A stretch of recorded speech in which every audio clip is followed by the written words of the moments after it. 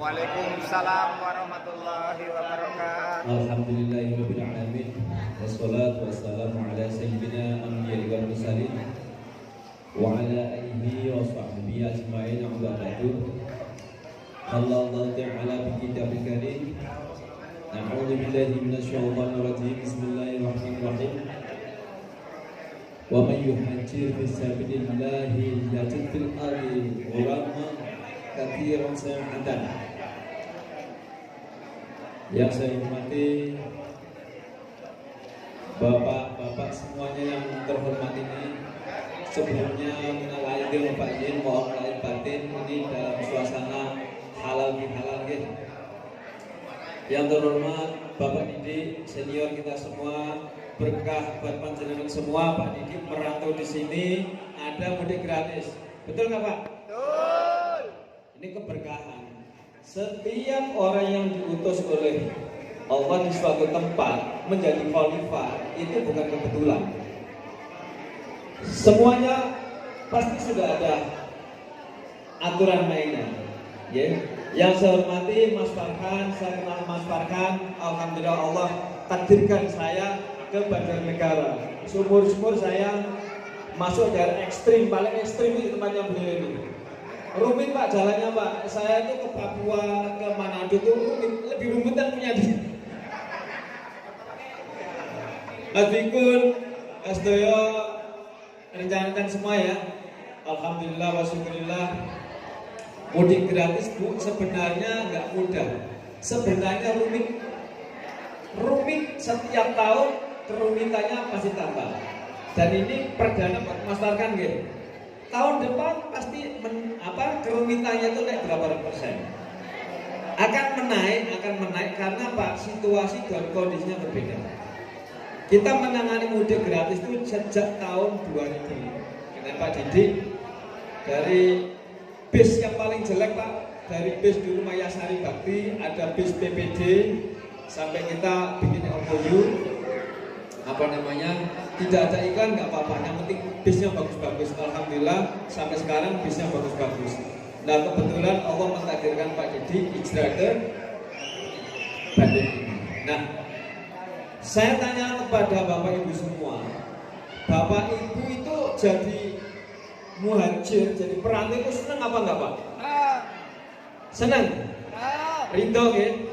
Karena itu memang sunatullah ya, di dalam perjalanan Nabi Adam ke sini itu beliau datang sebagai seorang perantau, bukan kita itu semuanya mau suku apapun itu bukan asli dari bumi ini, kita itu penduduknya di sana itu surga.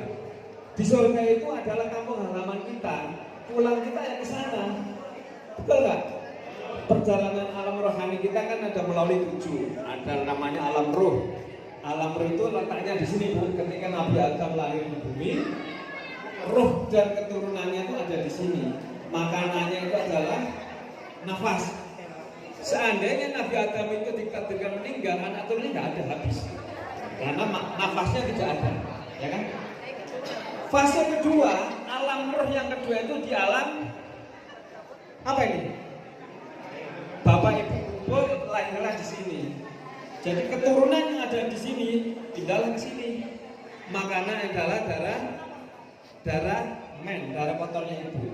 Itu fase perantau Bu, supaya nanti kita pulang nggak kesasar. Nah di dalam alam sini tuh sempit, tapi roh ini tidak tersiksa. Di alam sini juga sempit, roh di sini juga tidak tersiksa. Dia bisa makan dengan seleranya, apa yang dimakan bapak ada ibu. Itu dimakan oleh si jabang bayi ini. Ketika lahir dia di dunia itu fase ketiga, namanya alam dunia. Alam dunia. Alam dunia ini makanannya apa? Ini yang bapak makan nih.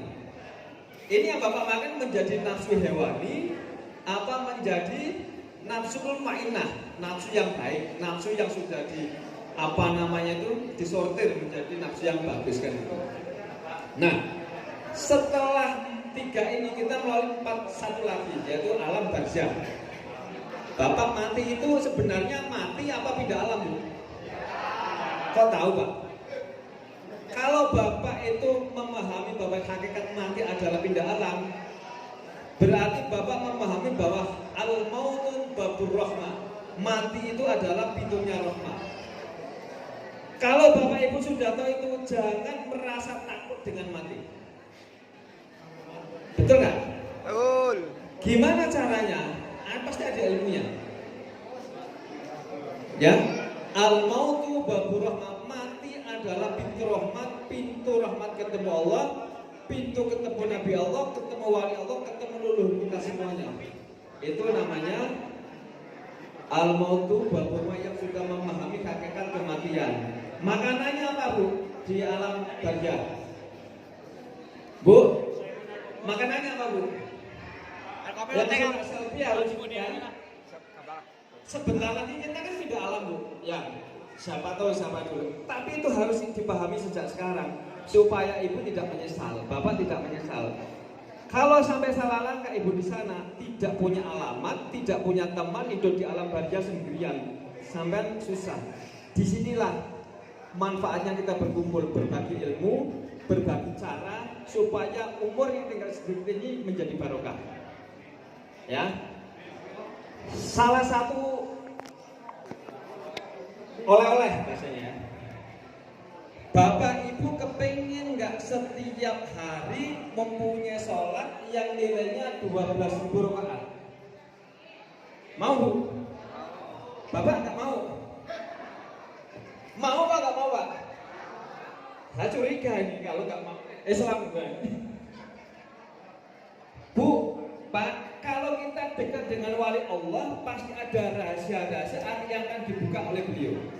Salah satunya adalah ketika kita sholat mempunyai fadilah yang mempunyai pahala 12.000 rakaat.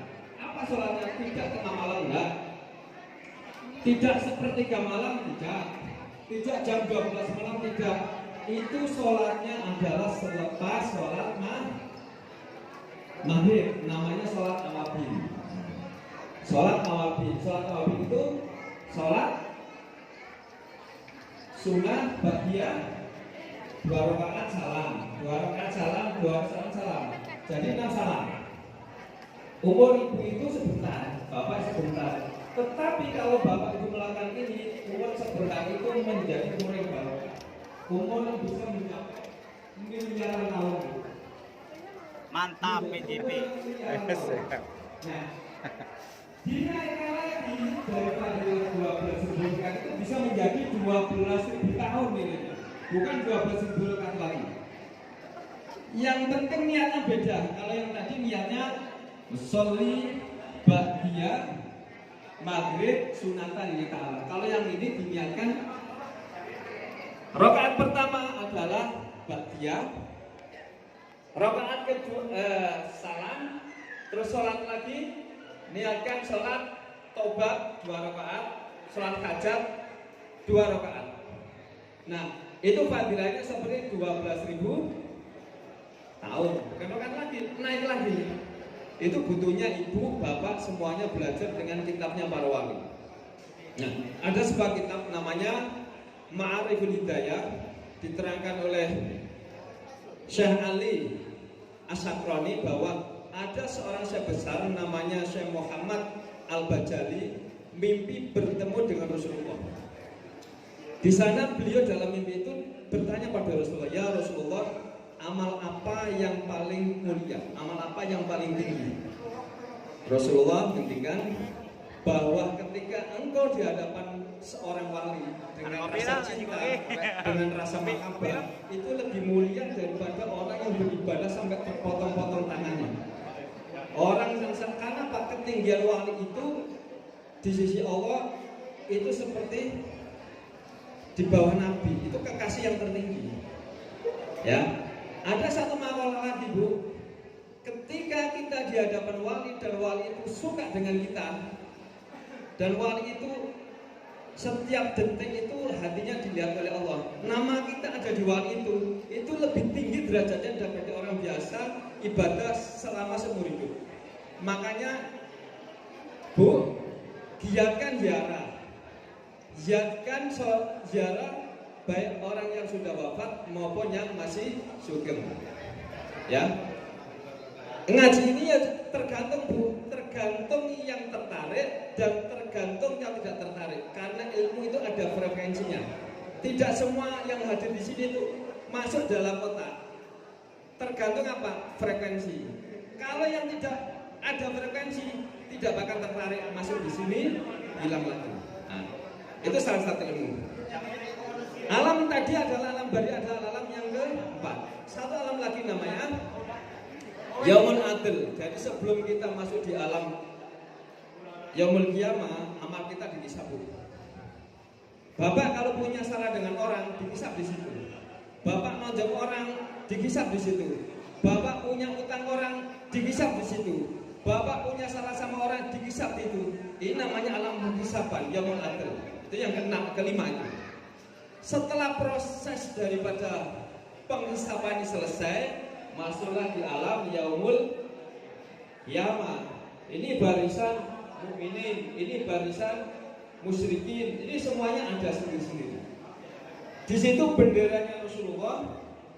Orang yang masuk di alam Yaumul Qiyamah masuklah di Siratal Mustaqim. Jadi orang yang paling selamat adalah orang yang dekat sama ulama, dengan orang soleh. Karena itu jadinya Rasulullah begitu.